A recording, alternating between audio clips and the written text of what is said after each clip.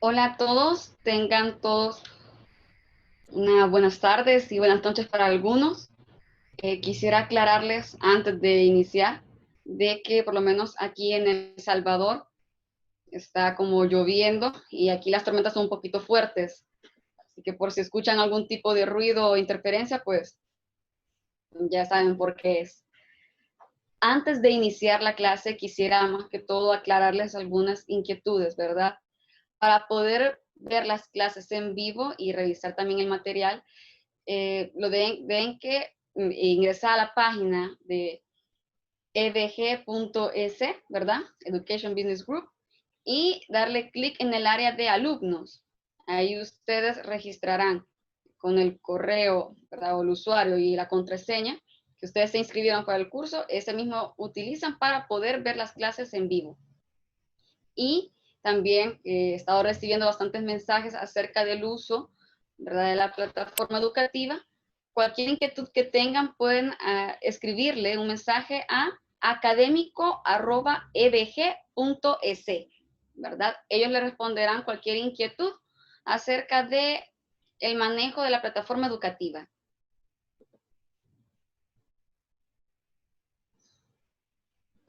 Cuando no pueden ver las clases en tiempo real, quedan grabadas y se suben hasta el día siguiente, ¿verdad? Y las pueden visualizar ya en la lección del día, ¿verdad?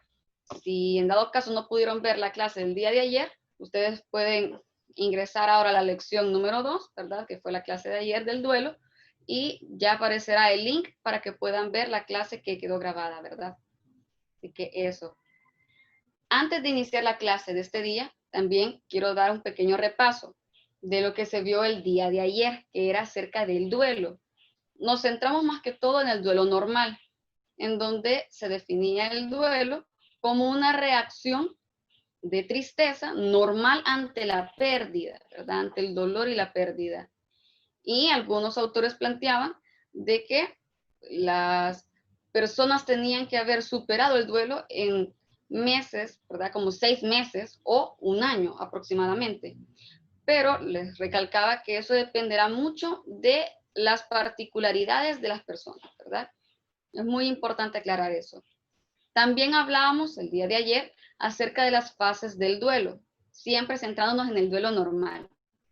Entonces hablábamos de que estas fases planteadas por Elizabeth Kobler no son lineales, es decir, que no siguen un orden en específico, ¿verdad? La persona puede atravesar una etapa a otra, pero sin seguir un orden específico o no presentar alguna que otra etapa, ¿verdad?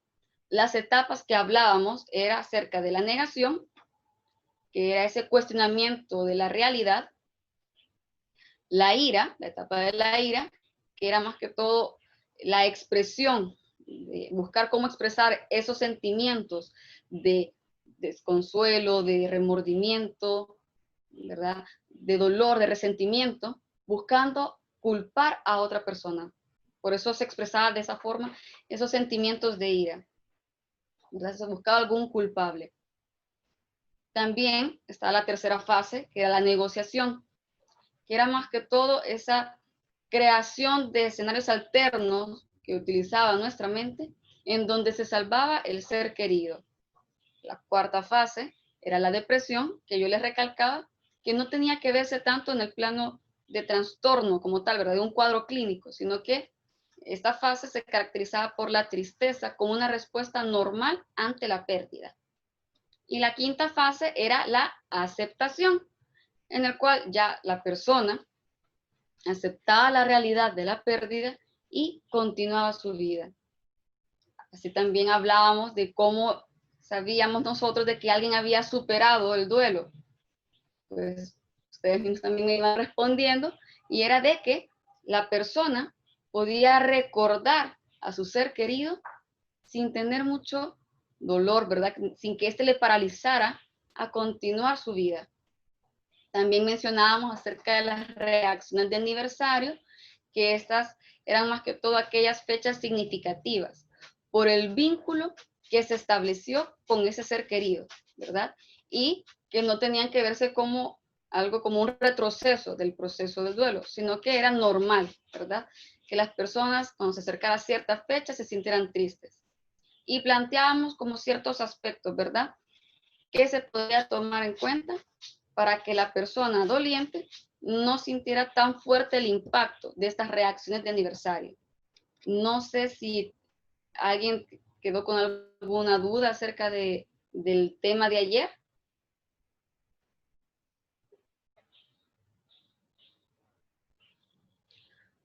Con lo de los certificados. Bueno, con lo de los certificados, pues, se hace la compra del certificado hasta finalizar el curso. O sea, el día viernes finaliza el curso, ustedes pueden solicitarlo, siempre y cuando hayan aprobado las evaluaciones, ¿verdad? Eso más que todo. Si no hay alguna inquietud sobre la clase de ayer, nos centramos ahora en la clase de este día, que es cómo identificar un duelo patológico, que bastantes me hicieron muchas preguntas acerca de este tema.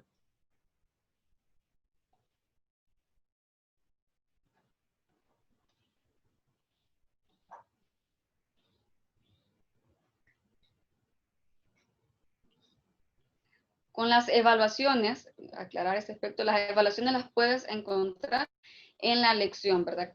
Yo les recomiendo que por favor no se adelanten en contestar las evaluaciones de las próximas clases. No, traten de hacerlas después de la clase. Aparece ahí el cuestionario, el link, al ingresar a la clase del día.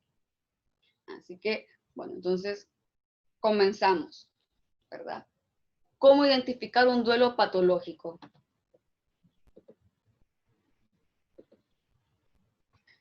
El duelo patológico se refiere a reacciones emocionales muy intensas que impiden el funcionamiento en la vida diaria de la persona, en donde la duración de la reacción es anormalmente larga, más de un año, y le impide plantearse metas a futuro. Y las ganas de vivir van disminuyendo en esta persona. Muchos me preguntaban acerca de cuál es la diferencia, ¿no? De un duelo normal y el duelo patológico. Pues son dos diferencias. La primera es la duración. En el duelo patológico es anormalmente larga, puede tardar más de una persona en recuperarse de la pérdida. Y la segunda diferencia, que es la más significativa, es que la persona no desea continuar, ¿verdad? No desea seguir viviendo, no tiene planes a futuro, ¿verdad? Las emociones son tan intensas que paralizan al doliente. Entonces, esto es más que todo lo más importante del duelo patológico, que lo paralizan, ¿verdad? Hay una parálisis total en cuanto al funcionamiento de su vida. Como forma de ejemplo, les doy el caso que yo atendí un tiempo acerca de una chica que había perdido a su pareja. Ella misma expresaba que no tenía sueños a futuro, no tenía ningún proyecto, porque los que había construido con su pareja, pues ya se habían derrumbado con la muerte de este. Entonces, ella misma expresaba que no tenía sentido seguir viviendo.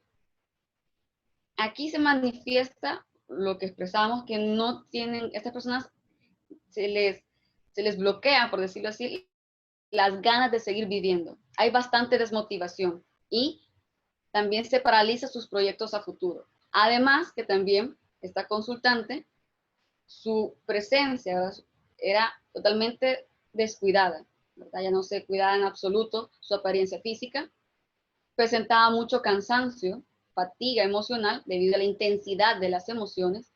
Y tercero, ya presentaba comportamientos de aislamiento, se alejaba de su familia, de la familia política y de sus amigos y trabajo. Es decir, que la pérdida de su pareja había paralizado todas sus áreas, ¿verdad? Las áreas funcionales de su vida, su trabajo, ¿verdad? Y sus proyectos a futuro. Es aquí cuando nos enfrentamos a un duelo patológico. Entonces, esa es la diferencia. Es necesario que ustedes lo observen, ¿verdad? Esa situación. Ahora bien, ¿qué factores influyen para que un duelo se vuelva complicado. Esto es importante, ¿verdad? Que se den cuenta. ¿Qué factores pueden influir? La edad de la persona fallecida. Cuando fallece un hijo, la pareja, ¿verdad? Los padres, se ven ante una situación que es totalmente anómala, porque lo normal es que fallezcan los padres antes que los hijos, pero cuando sucede lo contrario, produce un estrés increíblemente que puede incapacitar, ¿verdad? Sus reacciones y que se vuelvan un poco más racionales. En este caso, puede suceder que uno de los cónyuges sienta diferentes, es decir, que las emociones sean más intensas que la del otro, ¿verdad? Y aquí puede haber bastantes reproches, ¿verdad? Sentimientos de culpa, desesperanza, tristeza, y esto puede minar la relación llevándola a una ruptura, ¿verdad? Es muy importante también, y esto puede llevar que el duelo se complique. El tipo de muerte. En este factor influye mucho lo de la muerte que sea repentina, ¿no? Abrupta. Y para ello quiero explicar algo muy interesante que planteaban unos autores, que ellos explicaban, ¿verdad? Acerca de algo llamado el síndrome de lo inesperado.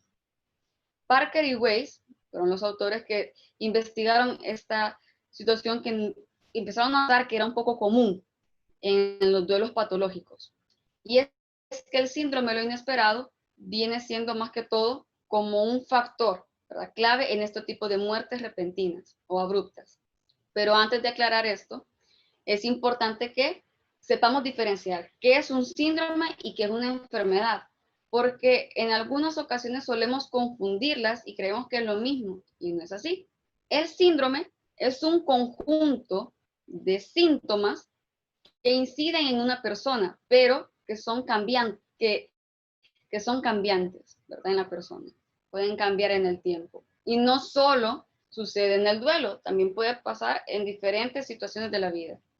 Mientras que la enfermedad, si bien es cierto, es un conjunto de síntomas, pero estos no cambian, es decir, permanecen en el tiempo y pueden llegar a producir una alteración mayor o una patología.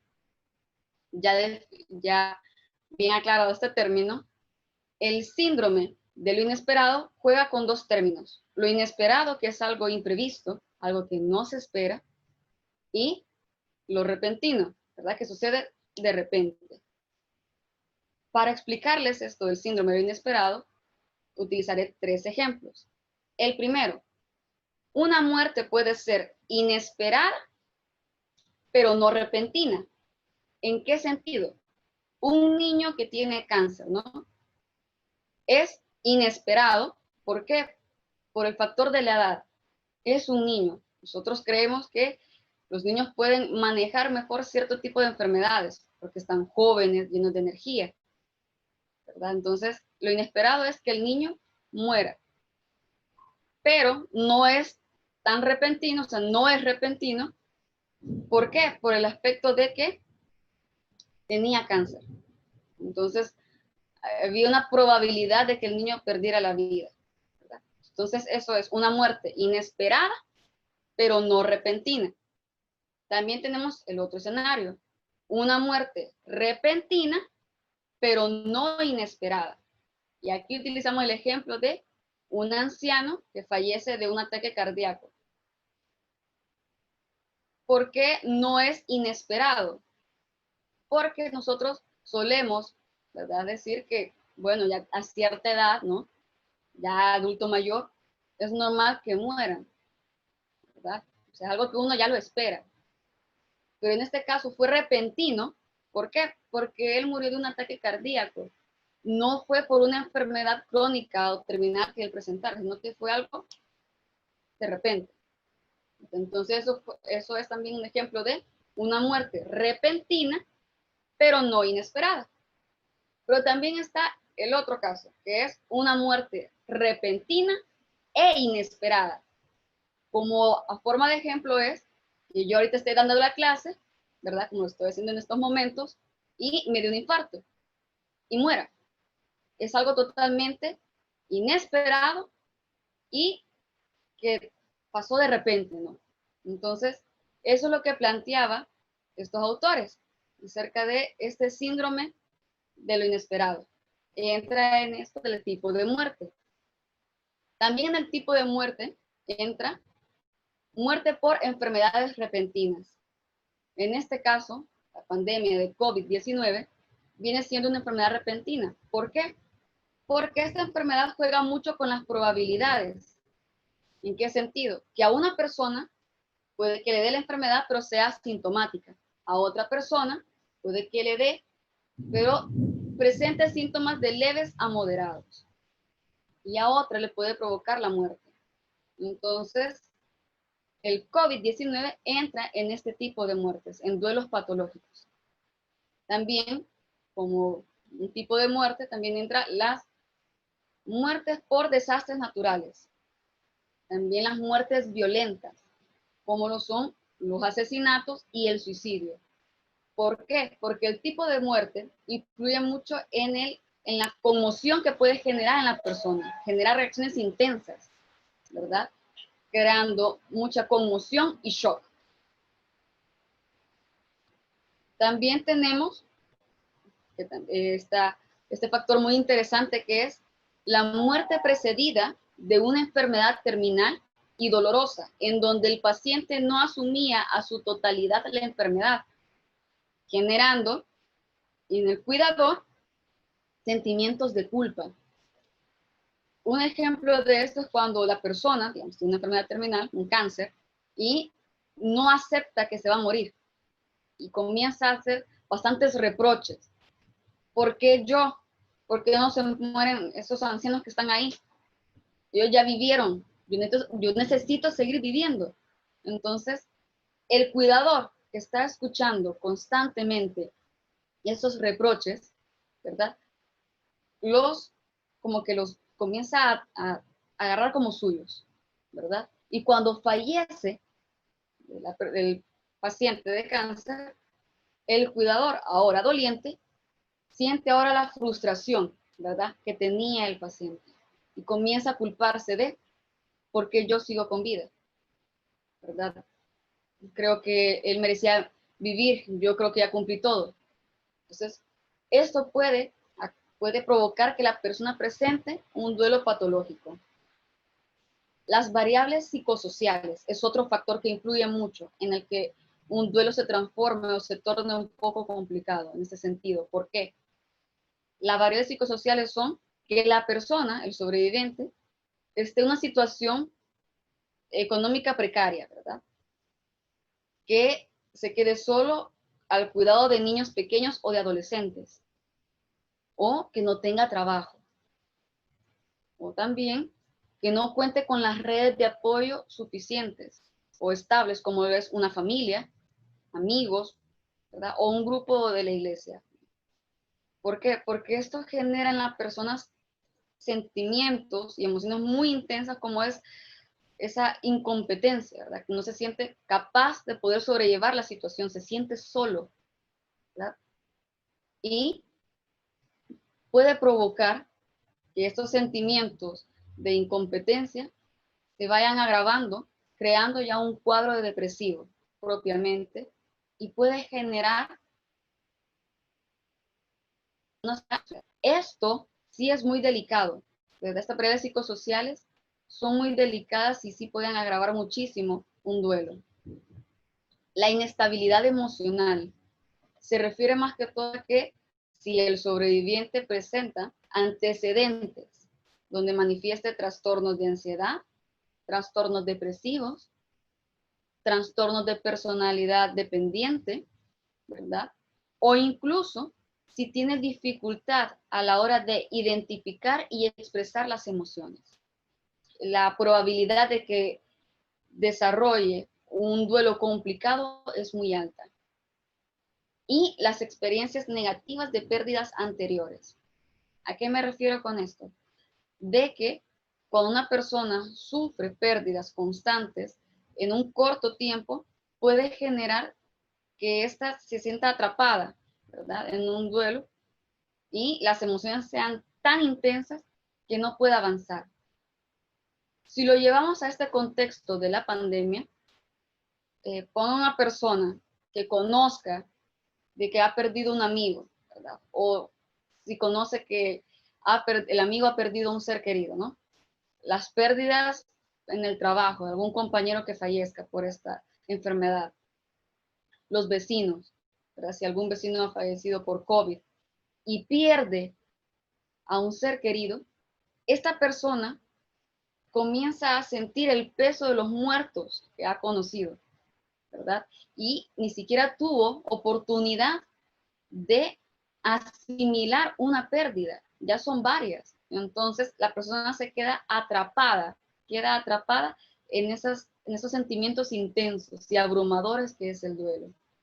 Entonces, estos son los factores que influyen mucho para que un duelo se torne complicado. No sé si en este momento hay alguna inquietud.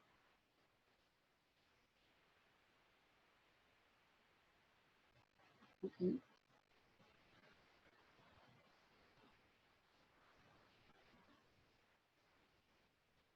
Sí, las personas que tienen dificultad, digamos, en manejar sus emociones o identificar si entran en este factor de riesgo de inestabilidad emocional, puede que desarrolle un duelo complicado.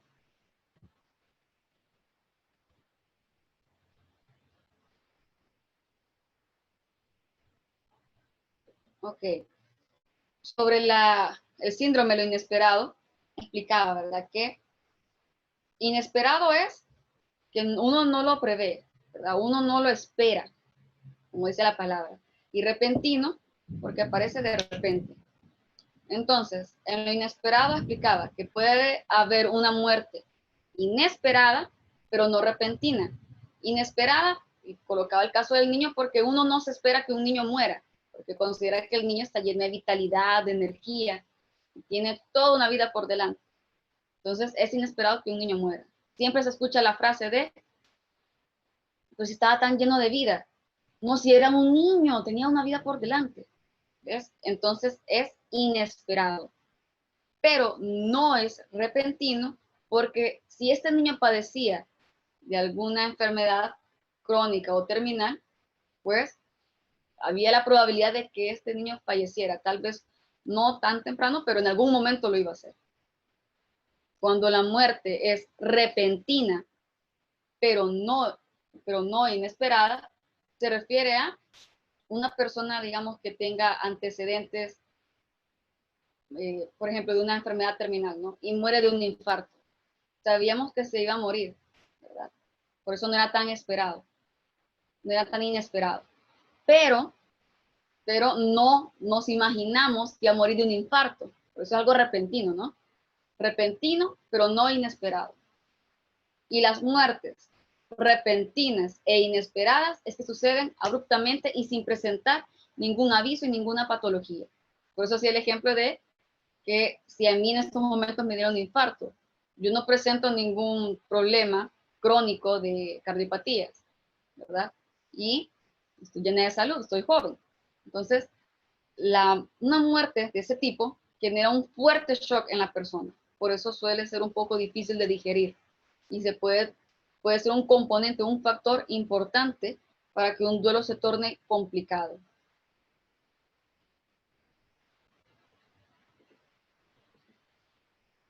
Ahora vamos en cómo identificar un duelo patológico. Tipos de duelos patológicos. Eso es lo más importante que ustedes deben identificar. Los duelos patológicos tienen también sus tipos, ¿verdad? Hay diferentes tipos y es necesario como psicólogos identificarlos. Y hay que definirlo. Cuando de forma directa o indirecta el sobreviviente interrumpe el proceso de duelo, provoca que la sanación quede paralizada, ocasionando que el proceso de duelo se torne patológico. Y ayer alguien me preguntaba de que si una persona podía quedar estancada en una fase, ¿verdad? Sí, aquí es lo que sucede en estos tipos de duelo patológico. La persona queda estancada en una fase y no puede salir. Por lo tanto, aquí es muy necesario la intervención psicológica. Aquí intervenimos nosotros, los psicólogos y futuros psicólogos, porque la persona no puede salir por sí sola, ¿verdad? De esa fase. necesita un acompañamiento de un profesional que le oriente cómo poder sobrellevar las distintas emociones y así pasar de una fase a otra. Entonces, es necesario identificar cuáles podrían ser esos tipos de duelo patológico. Entre los tipos de duelo patológico está el duelo ausente. ¿A qué me refiero con el duelo ausente? Este duelo, siempre patológico, porque estamos hablando de esto, el duelo patológico, es que este duelo se caracteriza porque la persona se queda estancada en la fase de negación. La persona no logra asimilar la pérdida, ¿verdad? No logra asimilar del todo ni comprender que ya no verá a su ser querido, por lo tanto niega el hecho, ¿verdad? Puede que reciba la llamada del hospital de que su familiar falleció de COVID y ella puede haber entendido o logra asimilar la forma de que, ok, él todavía no se ha recuperado, él va a regresar, ¿verdad? La noticia, el shock y la conmoción la bloquea y queda estancada esa persona en la fase de negación. El duelo inhibido, que es otro tipo de duelo patológico, es cuando la persona no logra identificar sus emociones, ¿verdad? Está con un embotamiento afectivo, esa sensación de vacío, ¿verdad? O anestesia, que no logra identificar si tiene tristeza, si siente culpa, no logra identificar. Por lo tanto, no se puede procesar del todo el duelo porque la persona ni siquiera es capaz de identificar lo que siente. Ese es el duelo inhibido. El duelo desmedido es todo lo contrario.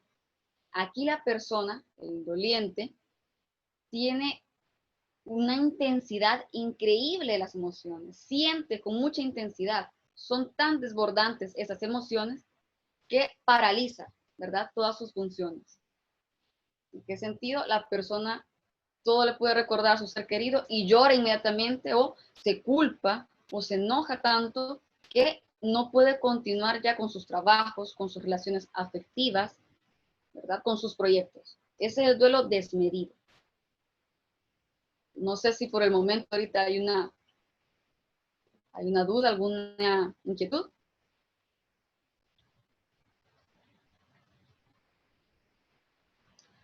¿Cuándo se considera patológico? El, el mecanismo de defensa de negación, me preguntan acá. Si lo había mencionado, ¿verdad? Que en las fases del duelo normal era parte, ¿verdad? La negación. Aquí en el duelo ausente se vuelve patológico porque la persona niega el hecho mismo. O sea, en el duelo normal la persona se hace un cuestionamiento de, ¿será esto cierto? ¿Me está pasando esto a mí? ¿Verdad? No niega el hecho, o sea, queda en una fase de shock porque no logra entender, ya no lo verá, pero poco a poco lo va digiriendo. En el duelo ausente la persona niega que se murió, o sea, hace cuenta y caso que no le dijeron que está muerto y piensa que va a regresar. Ahí se vuelve patológico la negación, en el duelo ausente. Es una negación patológica, porque es como que no existiera esa noticia de que murió. Uno piensa y asume que lo volveré a ver, son quizás 2 meses que va a seguir ahí en el hospital, ¿verdad? Y por más que la persona le diga, no, es que él ya va a regresar, ¿verdad? La persona se niega completamente en aceptar el hecho mismo de la muerte. Entonces, eso es lo patológico. Ya hablando también del duelo enmascarado, el duelo enmascarado es más que todo acerca de cuando llega una persona a ustedes a consultarles, problemas como que presenta problemas de insomnio, ¿verdad? Dolores de cabeza, dolores musculares, dolores gastrointestinales, o algunos les dice, fíjese que no me siento muy motivado. Últimamente he perdido esa ganas de hacer algo. No sé, no quiero salir de mi cama. O he perdido el apetito. A veces hasta se me olvida comer. Y ellos han ido con doctores, ¿verdad? Para descartar cualquier tipo de enfermedad y todo resulta que está bien. Entonces el médico lo manda al psicólogo porque podría ser que los dolores que presenta, pues viene, que tenga algún poquito que ver con algo psicológico, considera el médico, nos lo refiere a nosotros los psicólogos, Y mediante la exploración diagnóstica que nosotros hacemos, vamos indagando y descubrimos que hubo una pérdida. Aquí en el duelo enmascarado, la persona no es consciente de que los dolores físicos que presenta se debe a que no logró procesar del todo el duelo. Y ustedes pueden preguntar, cuando usted se da cuenta que ha perdido, digamos, a su padre, le pregunto, ¿y cómo lo afrontaste? Es decir, le puede decir la persona, pues yo me siento bien. Mm, nada, lo enterré y ya, seguí con mi vida. Yo siento que lo he afrontado bien, pero comienza después a meditar que desde ahí comenzaron todos sus problemas. El duelo enmascarado es un tema muy interesante y requiere de mucha observación y de mucha investigación en la vida del consultante para lograr dar con este y dar un tratamiento adecuado. El duelo retrasado es más que todo acerca de, más que todo, por el aspecto de que los síntomas, ¿verdad? En el duelo retrasado, los síntomas del duelo aparecen meses y años después de la pérdida. Esto del duelo retrasado, es un duelo patológico, lo podemos observar también en este contexto de la pandemia. Como las personas no pueden despedirse físicamente de su ser querido, ¿verdad? Porque no se puede debido a las políticas ahora de salud que se han implementado, puede que la persona no logre caer en la realidad, ¿verdad? Porque no pudo despedirse como le gustaría de su ser querido. Por lo tanto, puede pasar meses a comenzar a darse cuenta de que, uy, es cierto, mi papá murió. Entonces, puede presentar los síntomas en este tipo de duelo un poco más tardíos, ¿verdad? Ese es el duelo retrasado. El duelo desautorizado se refiere a cuando el contexto o la familia coarta al doliente en su proceso de elaboración del duelo. En este tipo de duelos desautorizados se presenta mucho cuando en la familia hubo algún miembro que se suicidó.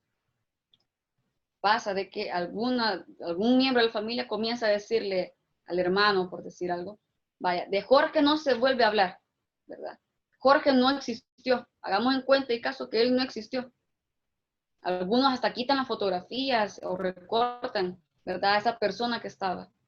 Lo que provoca es que el doliente no puede expresar abiertamente sus emociones, quedando estas atrapadas y congeladas, provocando un duelo patológico.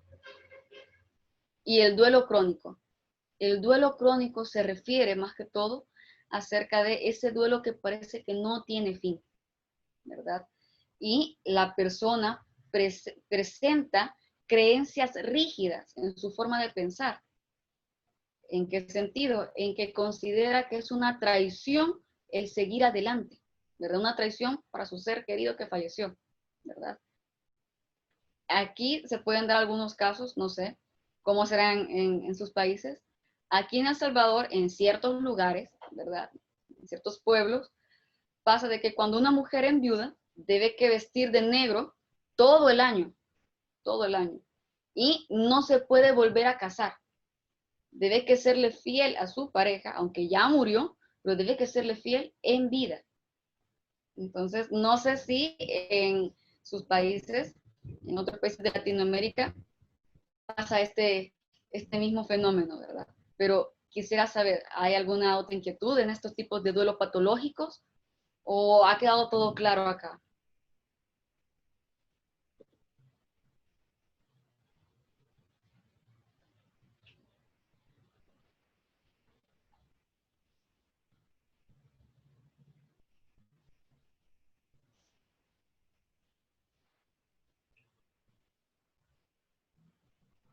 Ok. Alguien me preguntaba si existe el duelo anticipado. Sí, sí existe. Más que todo se presenta en ciertas fases. Pero la reacción a la muerte por muy anticipado que esté, pues igual, genera una reacción intensa. Y dependerá mucho de las características individuales del doliente. Ok, explicaré un poquito más, porque me están pidiendo que por favor les explique de nuevo, acerca del duelo desmedido y el duelo inhibido. El duelo inhibido, ¿verdad? Que es un duelo patológico, es cuando la persona no logra identificar sus emociones. Es como un embotamiento afectivo, ¿verdad? El embotamiento afectivo explicábamos el día de ayer que era más que todo cuando la persona se sentía vacía. Y le explicaba a ustedes, es que no sé, es raro, ¿no? Le explica a algún consultante, es raro, licenciada, o licenciado, pero siento que algo me falta, pero no sé qué es. No sé qué siento, no sé si siento alegría, no sé si siento tristeza, no lo sé. La persona no logra identificar la emoción.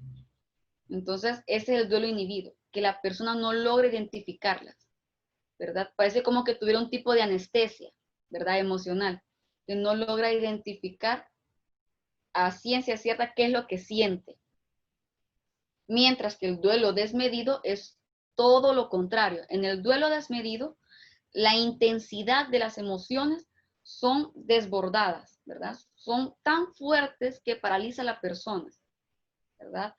Hablar de su ser querido le genera un dolor tan intenso que no para de llorar, ¿verdad? Y no quiere seguir hablando de él, no para de llorar, no quiere comer, no quiere trabajar, ¿verdad?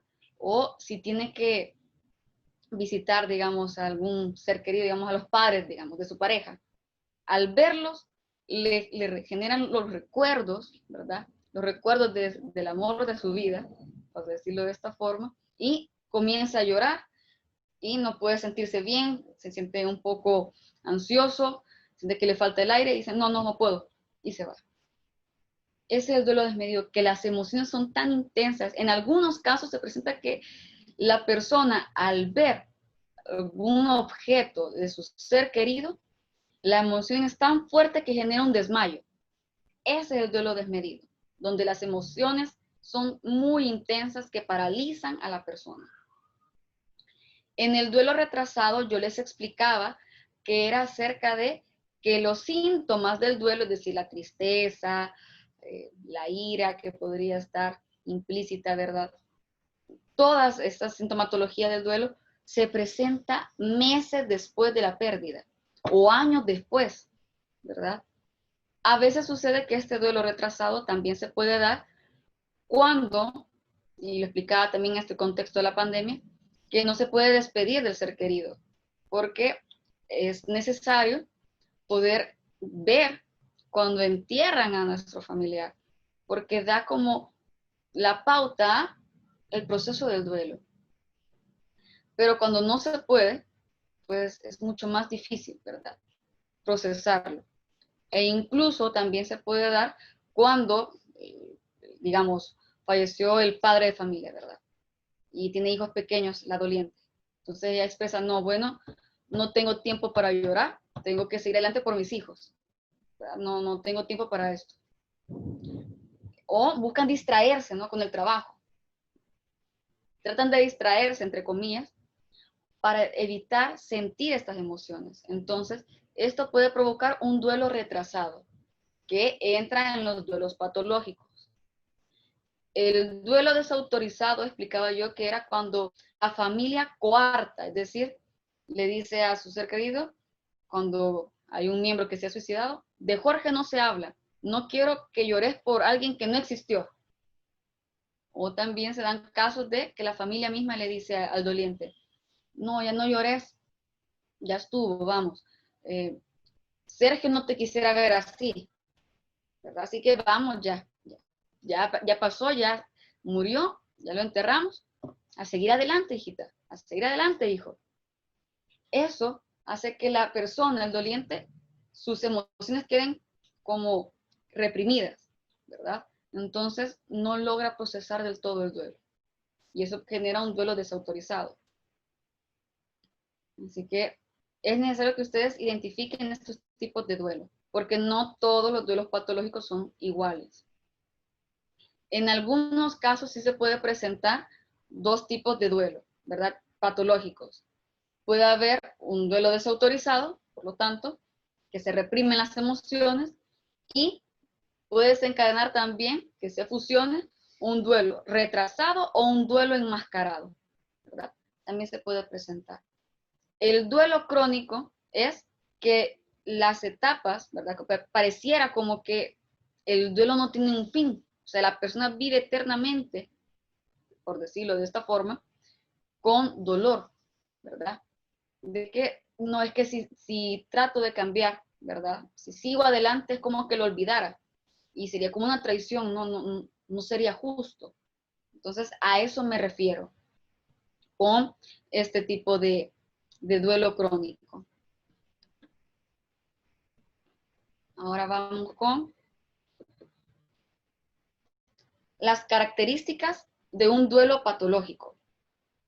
Si bien es cierto, ¿verdad?, que depende mucho de las características individuales de la persona y también de los factores que explicábamos anteriormente, no todo duelo puede ser considerado patológico, pero también es importante que como terapeutas sepamos cuáles son las características que me pueden decir a mí, ok, estoy frente a un caso de duelo patológico.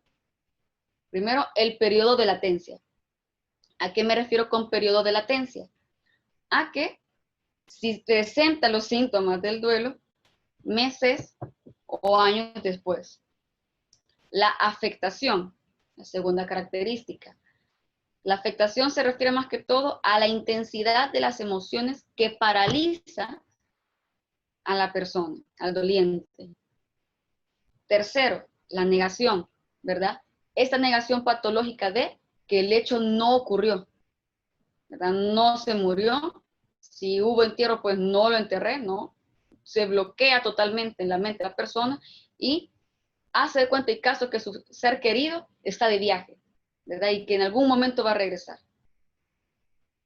Esta ya es una negación patológica, son características de un duelo patológico. Las sensaciones. Las sensaciones, más que todo, se refiere a las alucinaciones auditivas y visuales, ¿verdad?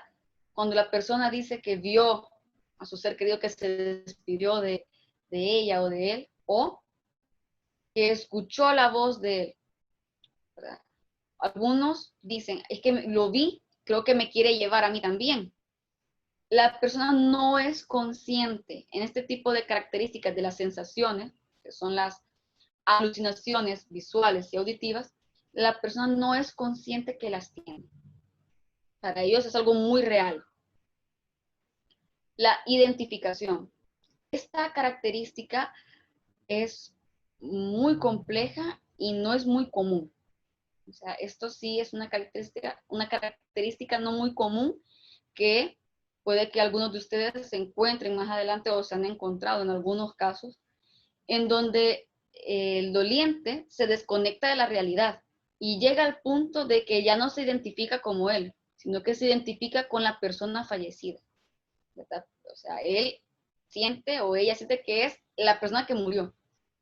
Entonces, sí, esto ya es bien complejo y requiere de un tratamiento un poco más complicado y también dependiendo de las situaciones y del comportamiento y las características individuales del sobreviviente, también se puede acompañar con tratamiento psiquiátrico.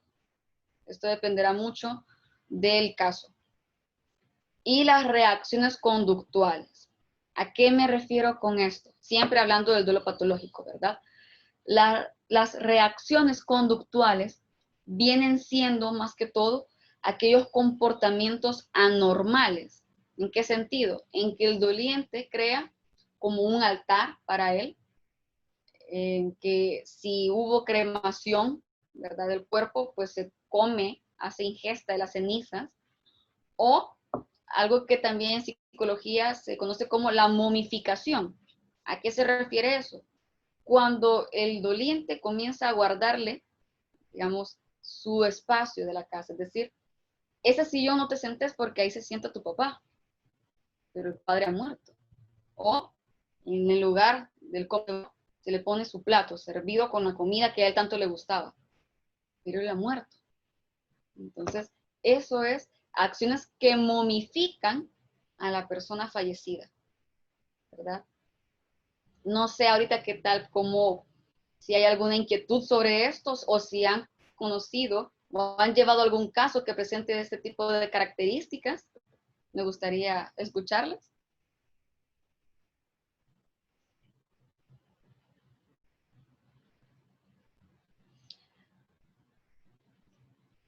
Ok.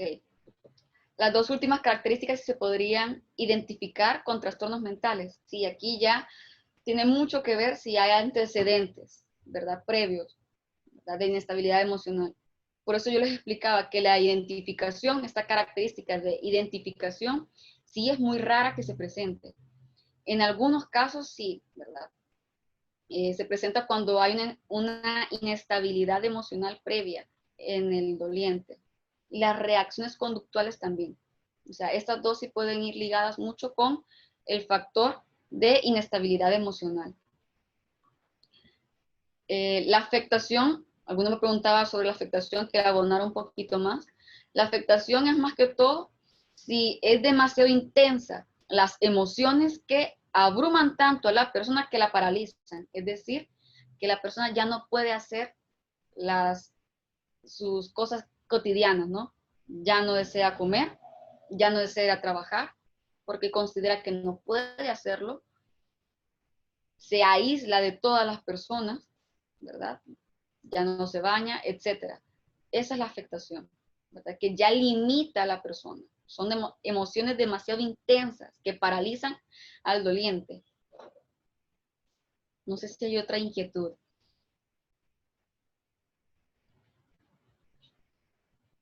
Sí, hay personas que mantienen intactas las cosas del fallecido, es cierto. No deja que nadie las toque.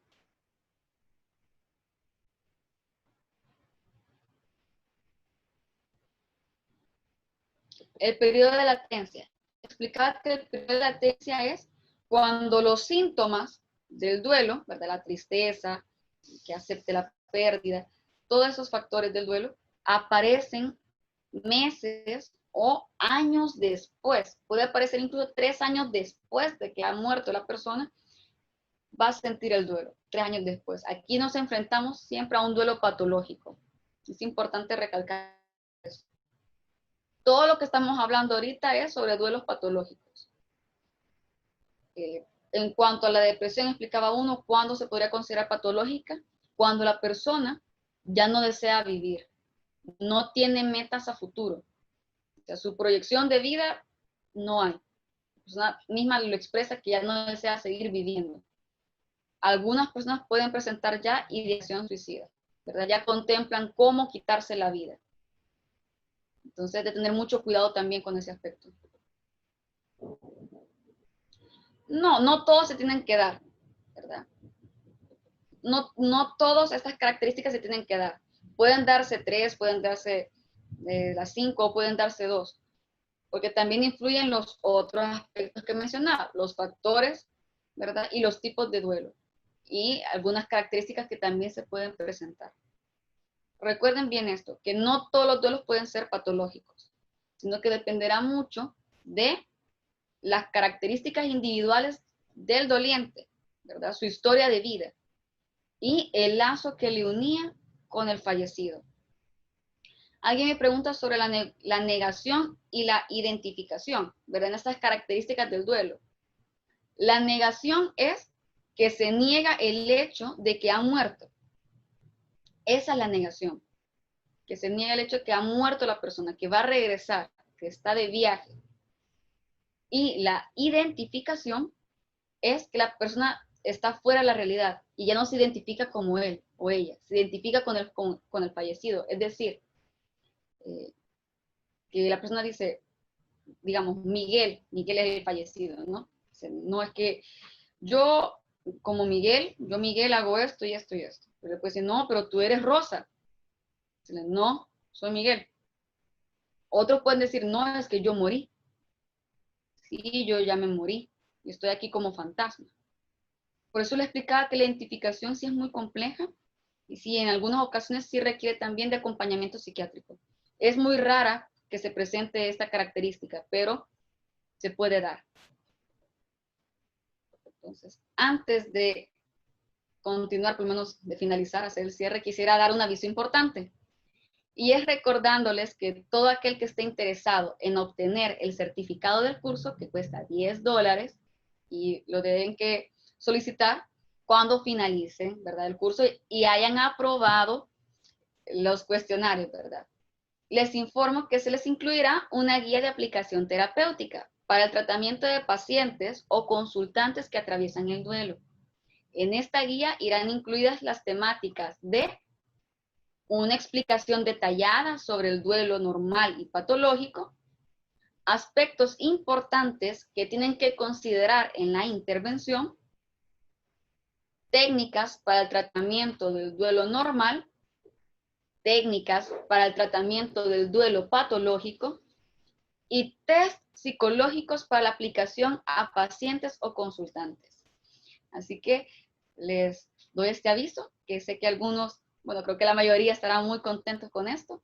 Es lo mismo que se les ha hablado en estos 3 días, e igual falta el día de mañana y el viernes, pero les puede servir muchísimo más para profundizar lo que se ha visto en las clases.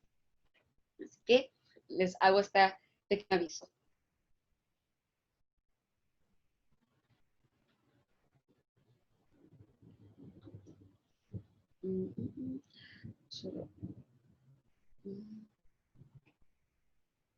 Ok, alguien me pregunta acerca de, que le aclaro todavía el signo de que algunos tipos de duelo se pueden fusionar. Sí, es el ejemplo de que un duelo desautorizado en el cual la familia coarta, es decir, que impide que el doliente o el sobreviviente exprese su dolor, puede conllevar también a que se presente o un duelo enmascarado, ¿verdad? O un duelo retrasado. Eso es importante. Se pueden mezclar los tipos de duelo. Se pueden mezclar. Ahora bien, es importante que sepamos algo, y es que esta situación de la pandemia de COVID-19 cambió muchos aspectos de nuestras vidas. En especial, el aspecto de que nosotros como latinos nos despedimos y acompañamos a nuestro ser querido que ha fallecido, ¿no? En las velaciones, en los rituales de funerales, ¿no? Se despide uno de él porque está ahí presencial.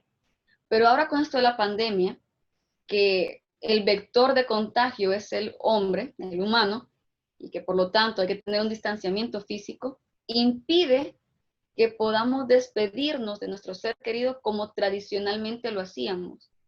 Y esto puede conllevar a que se presente duelos patológicos.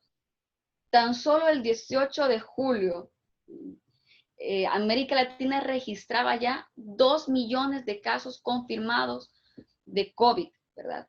Y esto también nos da un indicador de que también se incrementan los casos de fallecidos. Por lo tanto, se pueden presentar duelos patológicos. Y también otro factor que incide mucho en la recuperación de algunos consultantes es que no se pueden deshacer de ciertas pertenencias o no pueden cambiar de ambiente, ¿verdad? Porque todo les recuerda a su ser querido. ¿Por qué? Porque ahora están las cuarentenas, ¿no? El quedarse en casa.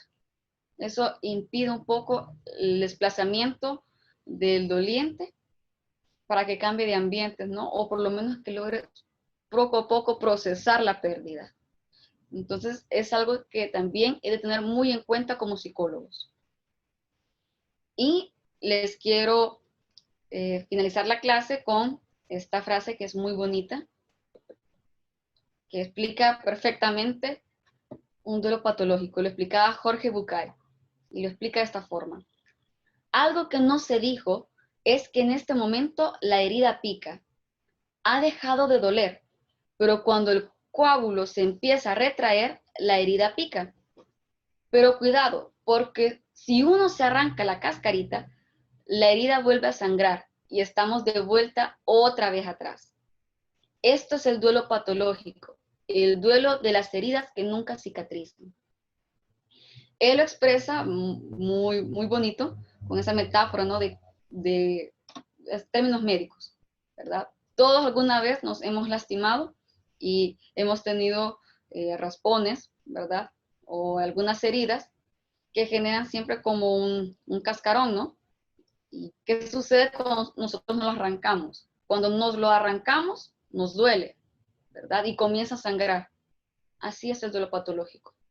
Cuando la persona queda estancada de forma directa o indirectamente, siendo consciente de esto, se queda estancada en una fase, el dolor queda, ¿verdad? No se procesa adecuadamente, se queda ahí, congelado, dando paso a un duelo patológico.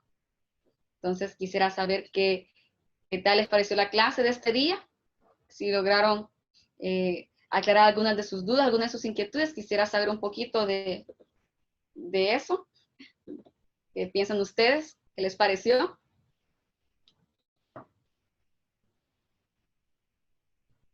Perfecto. Sí, no sé qué pasaba, pero espero que las presentaciones ya las puedan ver, ¿verdad? Cada una está en, o debería de estar las presentaciones en las lecciones que corresponden. Perfecto, entonces me alegra mucho que les haya gustado bastante esta clase. Y el día de mañana vamos a tocar otro tema muy interesante, que sería nuestra penúltima clase, que va a ser más que todo acerca de las tareas del duelo. Quizás más de alguno sabe acerca de William Worden y la teoría que él planteó de las tareas del duelo que se pueden llevar a cabo y las podemos acoplar nosotros en este tiempo de pandemia. Y eso lo vamos a ver el día de mañana, ¿verdad? Los voy a estar esperando, ¿verdad? Todos puntuales. Y si tienen algún problema para conectarse, pues la clase va a quedar grabada para que ustedes puedan verla y aprender también de ella. Así que no sé si tienen alguna que otra inquietud.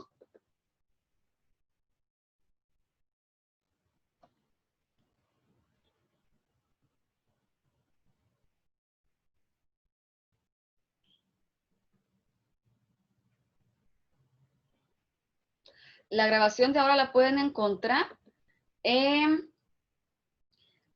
van a encontrar el día de mañana, la grabación de este día, la van a encontrar el día de mañana en la lección 3, ¿verdad? Que ese fue el tema de este día, la clase número 3.